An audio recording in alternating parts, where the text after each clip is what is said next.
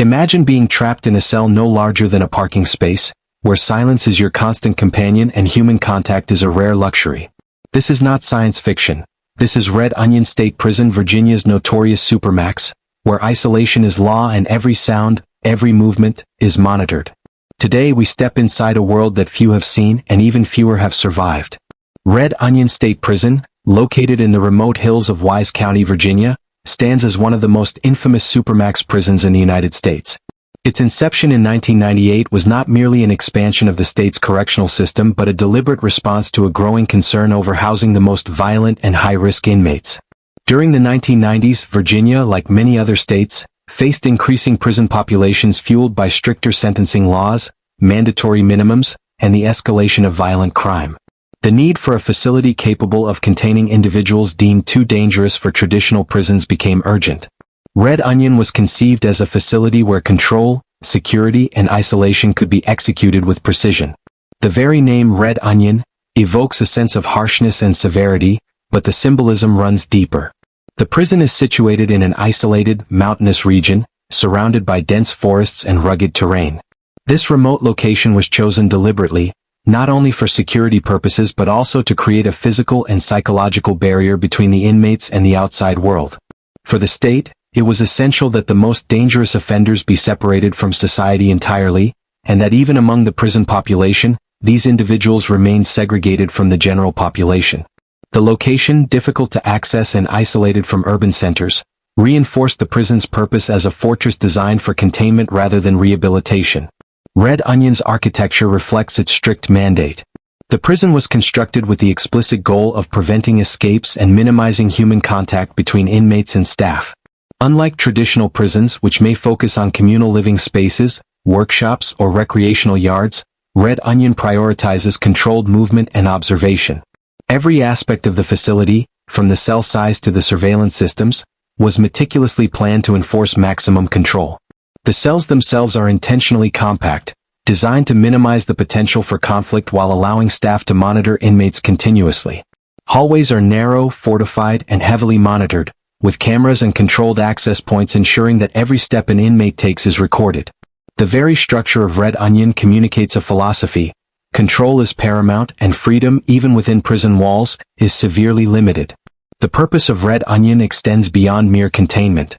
The prison was designed to house inmates who are considered extreme risks due to violent behavior, gang affiliations, or histories of assaults on both staff and fellow inmates. These are individuals who, in a conventional prison, might pose a continuous threat to the safety and order of the institution. By placing them in a Supermax environment, the state aims to neutralize potential threats before they escalate. Guards operate under strict protocols to maintain this environment, employing techniques that limit unnecessary interaction while still managing daily needs and security concerns. In this sense, Red Onion functions as both a shield for society and a laboratory of extreme incarceration practices, testing the boundaries of isolation, control, and security. The history of Red Onion cannot be separated from the broader context of Supermax facilities in America. The 1980s and 1990s saw a surge in the construction of Supermax prisons nationwide, reflecting a shift toward tough-on-crime policies and the belief that some inmates were beyond conventional rehabilitation. Red Onion embodies this philosophy in its most extreme form. By prioritizing safety and control above all else, the prison became a symbol of both the state's commitment to public protection and the contentious debate over the ethical implications of solitary confinement. Unlike other correctional facilities that blend punishment with educational or vocational programs, Red Onion was built with a singular focus: to isolate, observe, and contain. Since opening its doors, Red Onion has been at the center of discussions surrounding prison reform, human rights, and the psychological effects of prolonged isolation. Advocates for inmates' rights often point to Red Onion as a case study in the potential harms of long-term solitary confinement. Reports from former prisoners and human rights organizations describe the intense psychological strain imposed by the facility's design, raising questions about whether such extreme measures are necessary or humane. Yet for Virginia's correctional officials, Red Onion represents the ultimate tool in maintaining order and protecting both the public and prison staff from individuals whose past behaviors make them exceptionally dangerous. The prison's history also intersects with the stories of the men it houses. Many of these individuals have been labeled the worst of the worst, yet their presence in Red Onion offers insight into the complexities of criminal behavior, societal responses to violence, and the challenges of managing a prison population that includes both hardened criminals and mentally unstable individuals. Each inmate represents a unique narrative, often marked by repeated offenses, gang involvement, or violent incidents that make conventional prison housing unsafe. Red Onion's purpose, therefore, is not only to confine but to enforce a system where these high-risk individuals can be monitored continuously, their behavior managed through strict routines, controlled environments, and severe restrictions on freedom. Ultimately, the history and purpose of Red Onion State Prison reveal a profound tension between public safety and human dignity. Its creation reflects the belief that some inmates require extraordinary measures of control, while its ongoing operation continues to provoke debates about the limits of punishment. The remote location, architectural design, and operational strategies all serve this central purpose: to maintain an environment where security is absolute, movement is restricted, and silence dominates the daily lives of those incarcerated within its walls. Red Onion stands not merely as a prison but as a testament to a particular philosophy of justice, one that prioritizes containment and control above all else, shaping both the history of the facility and the lives of the inmates it houses. The architecture of Red Onion State Prison is deliberately designed to reinforce the principle of isolation, creating an environment where human contact is minimal and control is absolute. Unlike traditional prisons, which may feature communal spaces, open yards, or shared cells, Red Onion's design focuses on keeping inmates separate from one another and under constant surveillance. Every physical element, from the size of the cells to the layout of hallways, is intended to reduce the risk of confrontation, maintain order, and impose psychological control. At the core of this design are the cells themselves. Each inmate occupies a small, single-occupancy unit, typically no larger than a standard parking space. The walls are solid, the doors heavy and reinforced, and the windows minimal or entirely absent. Within these confines, inmates live, eat, and sleep in a space that leaves little room for movement. The cell is equipped with only the most basic amenities: a bed, a toilet, a small sink, and a small slot for meals. Privacy is nearly absolute, yet paradoxically, inmates are constantly under surveillance. Cameras are installed throughout the facility, and guards monitor these feeds in real time, ensuring that every movement is observed and recorded. The architecture itself becomes a form of control, shaping behavior simply through the physical limitations it imposes. Movement within the prison is strictly regulated. Inmates are typically allowed out of their cells for only a short period each day, often under the watchful eyes of multiple correctional officers. Even these brief moments outside the cell are tightly controlled, usually limited to solitary walks in small, enclosed yards or time in individual exercise areas.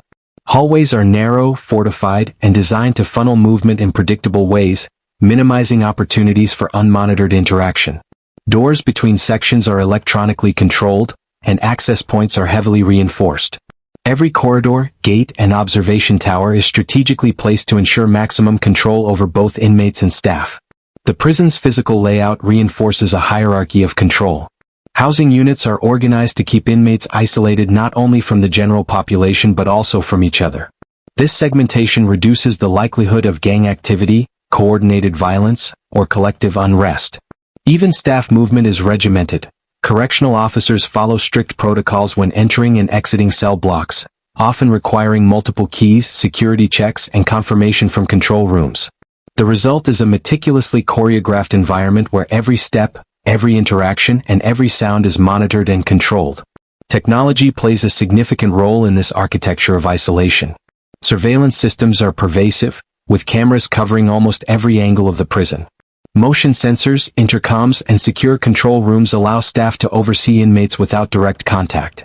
This not only reduces the risk of assaults on officers but also ensures that behavioral patterns can be documented and responded to in real time. Even simple actions like opening a food slot or adjusting a cell door are mediated through secure mechanisms that minimize direct interaction and maintain the prison's overarching principle: isolation as control. Psychologically, the architecture of Red Onion has profound effects. The small, confined spaces, coupled with near-total lack of social interaction, contribute to feelings of loneliness, anxiety, and disorientation. Inmates experience a world where their environment is tightly regimented, and their actions are constantly monitored. This physical environment, in effect, becomes a psychological tool of discipline. Every structural choice, the solidity of the walls, the lack of natural light, the regimented pathways for movement, works to reinforce the sense of containment and the omnipresence of authority. Even seemingly minor details are part of this architecture of isolation. Meal slots in cell doors, for instance, allow food to be delivered without human contact, reducing opportunities for verbal exchanges or confrontations. Lights and alarms are controlled centrally, often dictating sleep cycles or alerting inmates to movement in corridors. Ventilation systems, windows, and sight lines are deliberately designed to limit external stimuli, creating an environment that is internally self-contained. This level of control is not accidental. It is a calculated approach to ensure that the prison's philosophy of extreme containment is embedded in every brick, every hallway, and every cell. Red Onion's design also extends to emergency management and containment strategies. Each housing unit is self-contained, allowing staff to isolate an incident without affecting the rest of the facility. Security measures include reinforced doors, controlled access points, and multiple layers of barriers between units and external areas. The architecture itself is a mechanism of order, ensuring that potential disruptions are contained quickly and efficiently.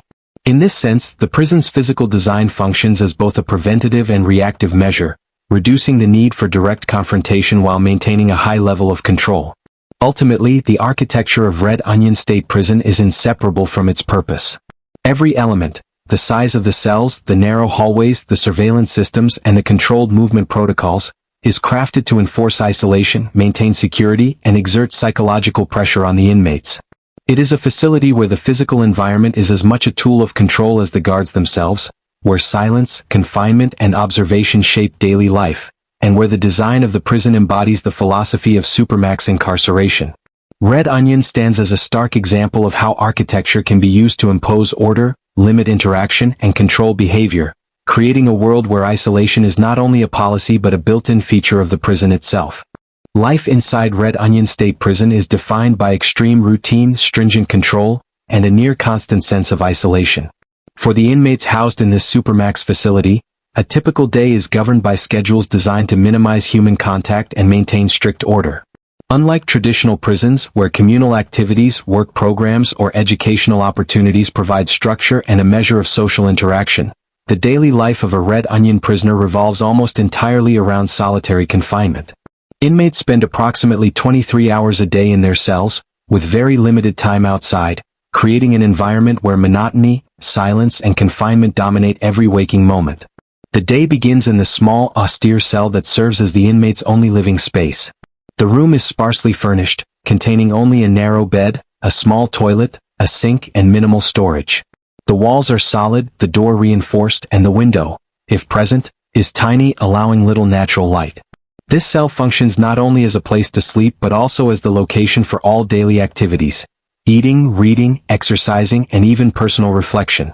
Meals are delivered through a small slot in the cell door, a process that ensures minimal interaction with correctional staff.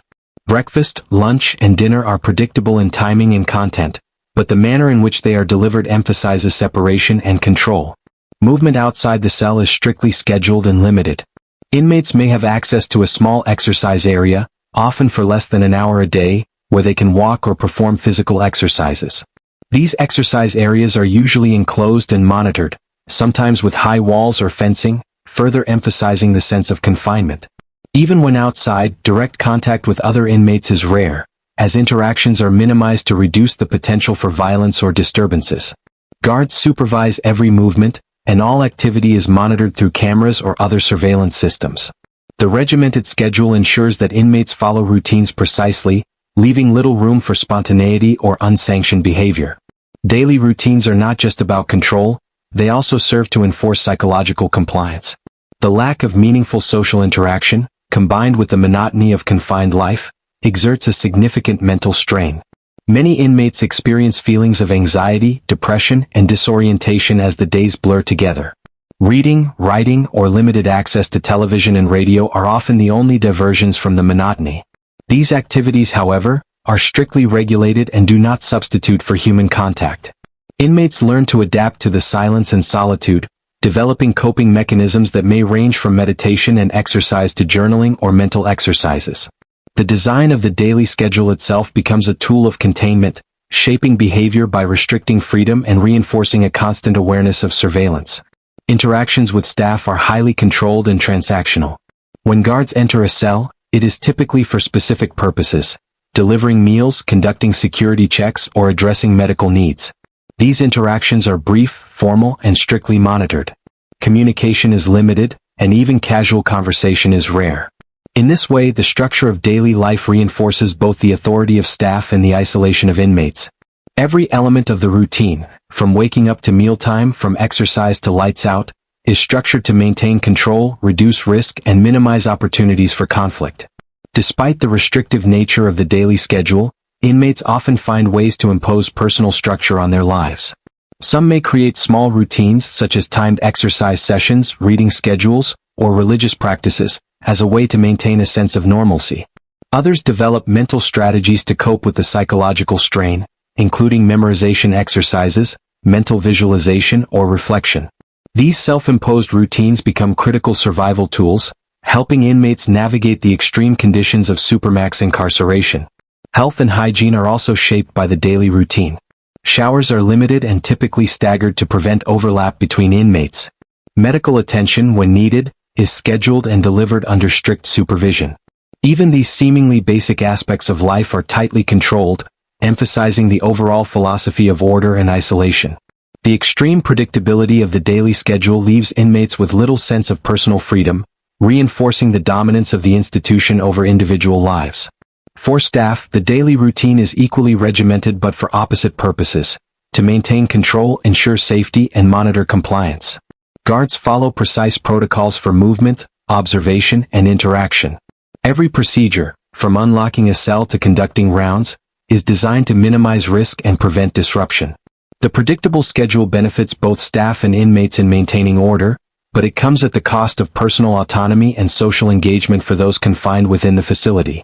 In essence, daily life behind bars at Red Onion State Prison is a carefully orchestrated balance of control, isolation, and routine. It is a world where monotony dominates, silence is pervasive, and every movement is observed. The structure is designed to contain, regulate, and psychologically influence inmates, making the passage of time a challenge and the concept of freedom a distant memory. In this environment, survival depends not only on physical endurance but also on the ability to cope with extreme solitude and the psychological pressures imposed by one of America's most restrictive correctional systems. The psychological and physical effects of incarceration at Red Onion State Prison are profound and in many cases long-lasting. The extreme isolation, strict routines, and relentless surveillance create an environment that is as much a mental challenge as it is a physical one. While the prison's purpose is containment and security, the consequences for the inmates' minds and bodies cannot be overlooked, raising significant questions about the human cost of Supermax incarceration. One of the most immediate psychological effects is the impact of prolonged solitary confinement. Inmates spend upwards of 23 hours a day in a small, enclosed cell, often with minimal human interaction. Over time, this degree of isolation can lead to severe mental strain. Anxiety, depression, irritability, and intense feelings of loneliness are common. Many prisoners report a sense of disorientation, where days and nights blur together, and time seems to lose all meaning. Without regular social contact, even basic communication skills can deteriorate, leaving inmates feeling disconnected from the outside world and from themselves. Hallucinations and sensory distortions are also reported among inmates confined to such extreme conditions. The lack of stimulation, both visual and auditory, can trigger the brain to create its own stimuli. Some prisoners describe hearing voices, seeing shadows, or experiencing vivid, sometimes terrifying mental imagery. Sleep disturbances are another common effect. The constant artificial lighting, regimented schedule, and underlying stress can make it difficult for inmates to establish regular sleep patterns, further exacerbating psychological strain. The psychological toll is closely intertwined with physical health. In a setting like Red Onion, physical activity is severely limited, with inmates often confined to small exercise areas for short periods. This lack of movement can lead to muscle atrophy, joint stiffness, and other health issues over time. Nutritional challenges may also arise as meals are basic and delivered through cell slots, sometimes limiting variety or access to fresh foods. Combined with the mental strain of isolation, these physical factors can create a feedback loop where poor physical health worsens psychological stress, and vice versa. Long-term solitary confinement can also affect cognitive functioning. Studies and anecdotal reports indicate that inmates may experience difficulties with memory, concentration, and decision-making. Tasks that require sustained attention or problem-solving can become increasingly challenging, as the brain adapts to an environment with minimal stimulation. The deprivation of regular social interaction diminishes opportunities for mental engagement, which can lead to a decline in cognitive resilience. Behavioral changes are another hallmark of life at Red Onion.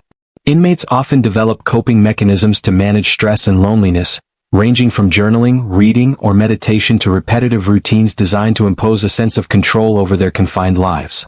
However, some may experience more severe behavioral consequences, including heightened irritability, aggression, or withdrawal. In extreme cases, self-harm or suicidal ideation may emerge as a result of prolonged isolation and the overwhelming psychological pressure of Supermax incarceration. Staff are trained to monitor for these signs, but the very design of the facility, emphasizing isolation, makes intervention challenging. The psychological effects extend beyond the duration of confinement. Inmates who spend months or years in Red Onion often struggle to reintegrate into social environments.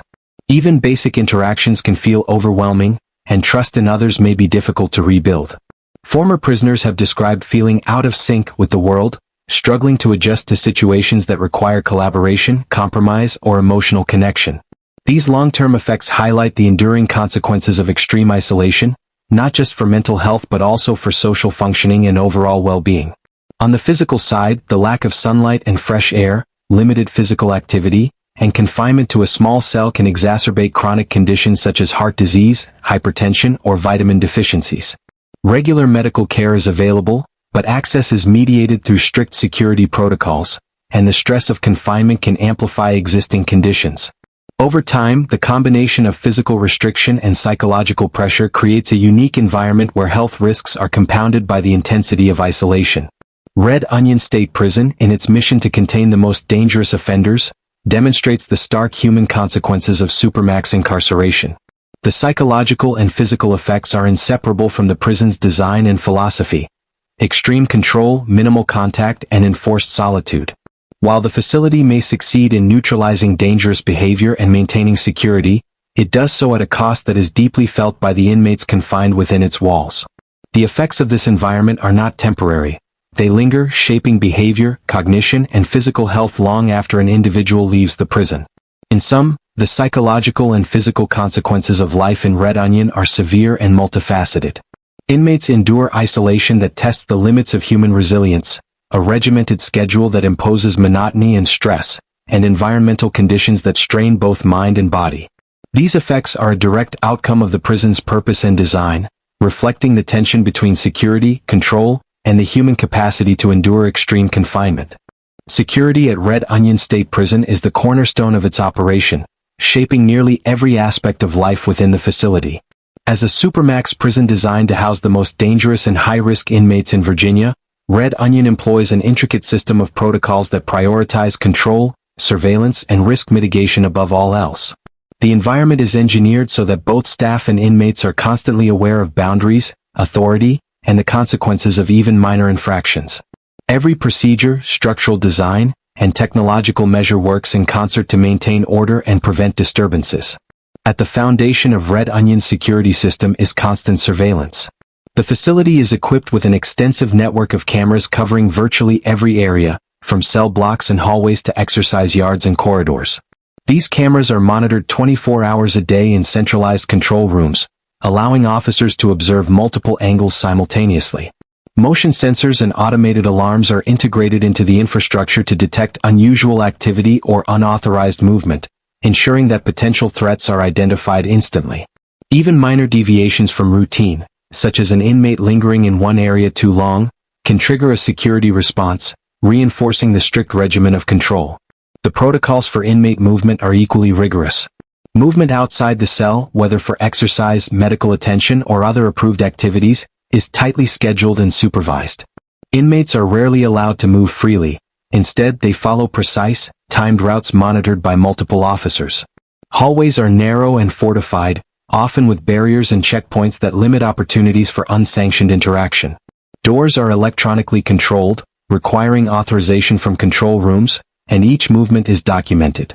This regimented approach minimizes the possibility of conflict between inmates and ensures that every activity can be tracked and managed. Cell security procedures are another critical aspect. Cell doors are solid and reinforced, and most are equipped with meal slots that allow guards to deliver food and necessities without opening the door fully. Inspections are routine, and officers follow strict protocols when entering cells for searches, maintenance, or security checks.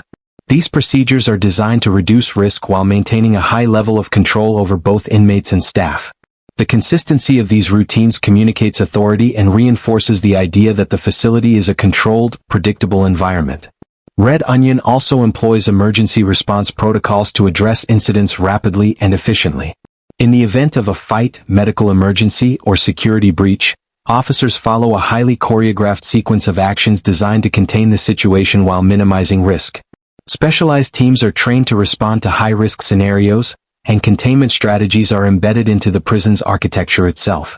For example, housing units are compartmentalized, allowing staff to isolate incidents without compromising the safety of the entire facility. Reinforced doors, secure observation points, and controlled access all contribute to a system where emergencies can be managed swiftly. Staff training is integral to the success of these protocols. Correctional officers at Red Onion undergo extensive preparation in handling high-risk inmates, managing solitary confinement environments, and de-escalating potential conflicts. They are trained to anticipate behavioral patterns, respond to threats calmly, and maintain authority without escalating tension unnecessarily. The emphasis on professional conduct and adherence to protocol ensures that the prison operates efficiently while minimizing risk to both inmates and staff. Use of technology and monitoring tools complements the human element of security. Surveillance systems are integrated with communication networks, alarm systems, and control panels, allowing staff to coordinate responses quickly. Logs of every activity, interaction, and movement are meticulously maintained, creating a detailed record that can be referenced to prevent incidents or analyze behavior. Even minor details, such as lighting schedules or camera angles, are designed to maximize oversight and minimize blind spots. Finally, Red Onion's security protocols extend beyond immediate safety concerns to long-term behavioral management. Inmates who violate rules face consequences that are systematically enforced, often through loss of privileges, extended isolation, or other disciplinary measures. This consistency reinforces the prison's culture of order and predictability, where adherence to rules is not optional. The psychological effect of knowing that every action is monitored and that deviation will be swiftly addressed reinforces compliance and maintains control over the population. In essence, the security protocols at Red Onion State Prison are comprehensive, multi-layered, and meticulously enforced. They are not simply a set of rules but a framework that defines every interaction, movement, and aspect of daily life within the facility. By combining constant surveillance, regimented routines, staff training, emergency preparedness, and architectural design, Red Onion creates an environment where risk is minimized, authority is absolute, and control is maintained with precision. The security measures are both a practical necessity and a defining characteristic of life in America's Supermax of silence. Red Onion State Prison sits at the center of a complex and often contentious debate. Should incarceration, particularly in Supermax facilities, prioritize rehabilitation or punishment?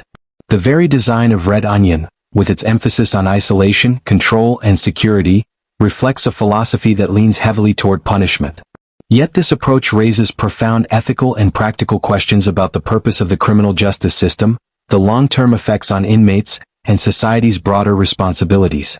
Proponents of Supermax incarceration argue that Red Onion is necessary to protect staff, inmates, and the public. Housing the most dangerous offenders in extreme isolation ensures that violent incidents, gang coordination, or escape attempts are minimized. In this sense, the prison functions as a protective measure, not just a punitive one. Advocates contend that for certain individuals, traditional rehabilitation programs may be ineffective or even unsafe. In these cases, maintaining security and order becomes the primary objective, and strict confinement is justified as a necessary tool to prevent harm. However, critics challenge the effectiveness and humanity of this approach. Red Onion's focus on extreme isolation often leaves little room for rehabilitation, education, or personal development. Programs that might help inmates develop new skills, address behavioral issues, or prepare for eventual reintegration into society are minimal or non-existent.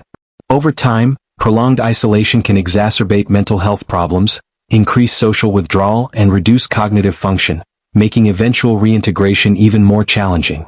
In this light, the prison may succeed in controlling inmates in the short term, but at the cost of long-term prospects for rehabilitation and personal growth. The ethical debate is particularly pronounced when considering the psychological effects of solitary confinement. Studies and anecdotal evidence suggest that extended isolation can lead to severe depression, anxiety, hallucinations, and even suicidal tendencies. Critics argue that subjecting individuals to such conditions raises questions about human rights and humane treatment, especially for inmates who may already be vulnerable due to mental illness or past trauma. For them, Red Onion's environment can function less as a corrective system and more as a form of psychological punishment that may leave lasting scars. Balancing security and rehabilitation is one of the central challenges faced by correctional administrators. While the extreme measures at Red Onion reduce the risk of violence and escape, they also limit the capacity to address the root causes of criminal behavior. Critics contend that without opportunities for education, therapy, or skill building, inmates may leave the facility more isolated, less socially adept, and ill-prepared to reintegrate into society. This raises concerns not only about fairness and ethics but also about recidivism, as the lack of rehabilitation can contribute to repeated offenses once inmates are released. Supporters of the Supermax model often emphasize that the very population housed at Red Onion may not respond well to traditional rehabilitation methods. Many inmates have histories of violent behavior, gang affiliation, or repeated infractions in other correctional facilities. From this perspective, strict containment and control are the most practical means of maintaining order and safety. Yet even among these high-risk individuals, questions remain about whether some form of rehabilitation, counseling, or skill building could be incorporated without compromising security. The tension between punishment and rehabilitation is not easily resolved. It is a persistent challenge that defines the philosophy and operation of Supermax facilities. The debate also extends to public perception and societal priorities. Should society prioritize safety and containment above all else, or should there be a focus on transforming lives, even among the most difficult offenders? Red Onion exemplifies the choice made by Virginia authorities. Maximum security, strict isolation, and the maintenance of order take precedence. Yet the moral and practical consequences of this choice continue to fuel discussions among policymakers, human rights advocates, and the public at large. Ultimately, the rehabilitation versus punishment debate at Red Onion is not a theoretical question. It is embedded in the daily lives of the inmates and staff.